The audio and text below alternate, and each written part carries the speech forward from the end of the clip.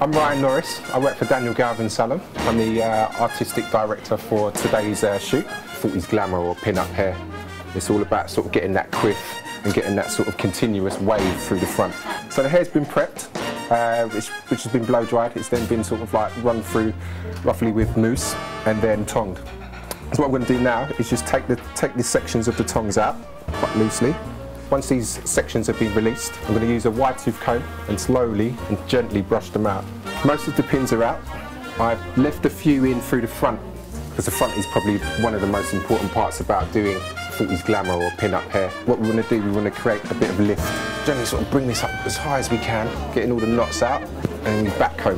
The more you sort of pull that forward, the more sort of leverage you're going to get when it comes back on itself. And don't be afraid to back comb it. You know, because there's much lift you can get in there, the better. What you want is, once you've finished back combing, you want to sort of stand up and give it some sort of lift on its own. And you take a couple of curvy grips and just secure that across the back.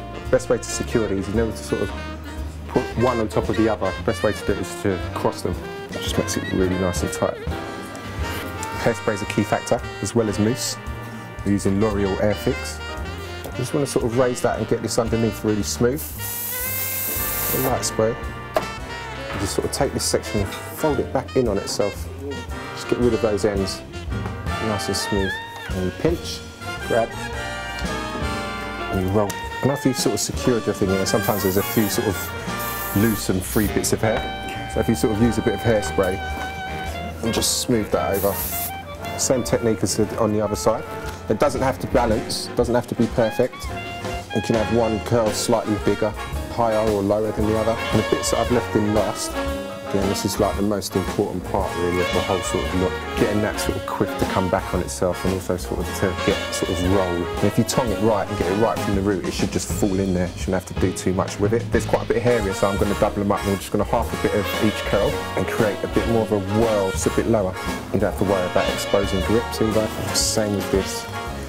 Just want to overlap that. Cool. So now we're left with all these sort of bits of hair down the sides there. There's a number of things you can do with this. You can pin it up, sort of get it into sort of like a bun.